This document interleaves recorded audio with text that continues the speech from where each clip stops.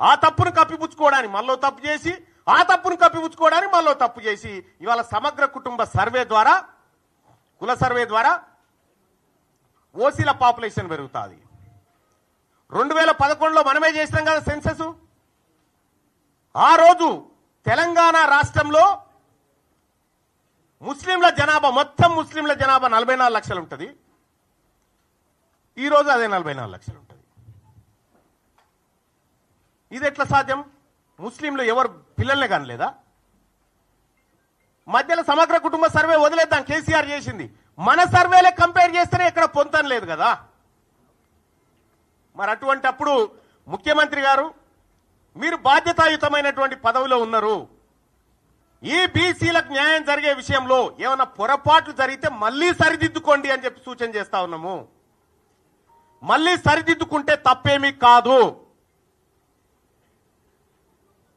ఇవాళ తీన్మార్ మల్లన్న సర్వేని వ్యతిరేకించిందంటే నేను ఒకే ఒక్క కారణం అని చేరేటప్పుడు కూడా చెప్పినా, మా తలలను లెక్క పెడతా అంటుండు, క్యాస్ట్ సెన్సస్ చేస్తా ఉంటుండు, మాకు 42% రిజర్వేషన్ ఇస్తా అంటుండు రాహుల్ గాంధీ గారు అని చేరినాం. ఆయన ఆలోచన మేరకు, రేవంత్ రెడ్డి గారు పిలుపు మేరకు కాదు కదా నేను చేరింది, ఆయన ఆలోచన మేరకు చేరినాం. అదే నాయకుడు రాహుల్ గాంధీ గారు పార్లమెంట్ లో మొన్న మాట్లాడుకుంటూ, ఓ బీసీ నాయకులారా, బీసీ ఎంపీలారా, మీకు అన్యాయం జరుగుతుంటే మీరు మాట్లాడరా అని చెప్పిండు. మరి ఆయన చెప్పిందే నేను చేస్తా ఉన్నా, ఆయన చెప్పిందే నేను చేస్తా ఉన్నా. చేస్తున్నటువంటి సందర్భంలో బీసీ ఉద్యమం బలపడతా ఉంది, బీసీలందరిని ఐక్యం చేస్తా ఉన్నారు, దీన్ని ఎట్లయినా అణచివేయాలనేటువంటి ఒక కార్యక్రమం చేస్తా ఉన్నారు. ఈ చరిత్ర ఇటువంటి ఓళ్ళని కొన్ని వందల మందిని చూసింది ఈ గడ్డ, ఈ నేల. అందరం ఎంతకాలం భూమి మీద బతకడానికి రాలే. ఇవాళ మనం ఒక పని చేస్తే తరతరాలు గుర్తుండాలి. గా బీపీ మండల్ గారు చేసిన పని, గా జయశంకర్ సార్ చేసిన పని, వాళ్ళు చేసిన పని తరతరాలు గుర్తుంటది. ఇప్పుడు మీరు పని చేస్తే మీ మంత్రులకే మీ పేరు యాదకొస్తలేదా? అందుకోసమే ముఖ్యమంత్రి గారు ఇది మిమ్మల్ని పరిపాలన చేయమని అప్పగించినటువంటి సందర్భంలో మీరు తీసుకున్న నిర్ణయం తప్పని చెప్పిన.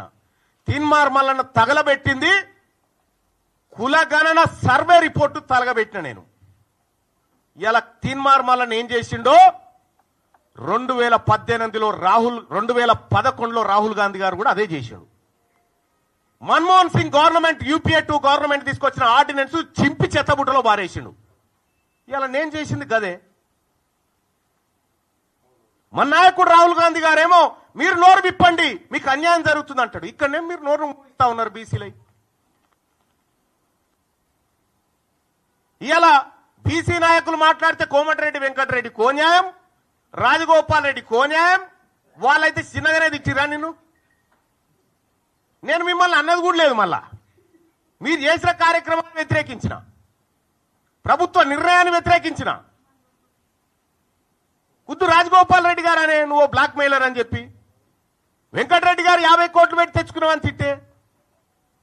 అంటే అంతర్గత ప్రజాస్వామ్యం అనేది కాంగ్రెస్ పార్టీలో అగ్రవర్ణాలకు ఉంటుంది కానీ అణగారిన వర్గాలకు ఉండదా? ఇవాళ మీరు ఏం చేయదలుచుకున్నారు కాంగ్రెస్ పార్టీ? ఈ కాన్స్టిట్యూషన్ ఏం చెప్తా ఉంది? Constitution of all India Congress party constitution ఏం చెప్తా ఉంది? కనీసం ఏమన్నా బుర్రులోడు ఉన్నాడా? చదువుకున్నాడా ఏమన్నా? ఇందులో ప్రభుత్వ నిర్ణయాన్ని వ్యతిరేకిస్తే పార్టీ నిర్ణయాన్ని ధిక్కరించినట్టు అని ఎక్కడ ఉందా? చూపెట్టురి. మీ ఇంటెన్షన్ ఏంటంటే బీసీ ఉద్యమాన్ని లేవకుండా చేయాలనేటువంటి మీ ఇంటెన్షన్ ఏదైతే ఉందో మీరు ఆ భ్రమలలోనే ఉండురి. ఇవాళ బీసీలంతా చైతన్యవంతమై మేము ముందుకు పోతా ఉన్నాం. అలాగే సోదరులారా, తెలంగాణ రాష్ట్రంలో కాంగ్రెస్ పార్టీ ప్రభుత్వం ఏర్పడడానికి తీన్మార్ మల్లన్న ఏం చేసిండో మీ ప్రజలందరికీ తెలుసు.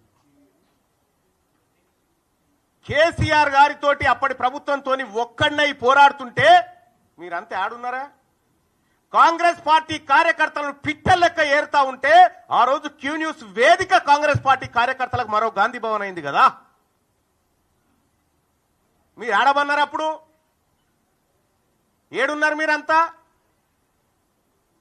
ఇవాళ తీన్మార్ మల్లన్న రెక్కల కష్టంతో నా ఒక్కందే కాదు, ఇంకా ఇగో ఇక్కడ కూర్చున్న రఘు, ఇంట్లో చాలా మంది జర్నలిస్టు మిత్రులు అలాగే మేధావి వర్గాలన్నీ కష్టపడితే ఇలా కాంగ్రెస్ పార్టీ అధికారంలోకి వచ్చింది.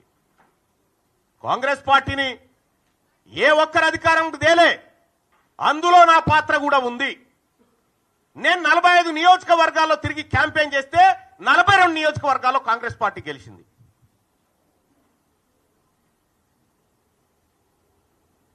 తీన్మార్ మల్లన్న ఏం చేసిన కాంగ్రెస్ పార్టీ కంటే నువ్వు కూర్చున్న కుర్చీ పునాది పడడానికి నేను తీన్మార్ మల్లన్న కూడా కారణం.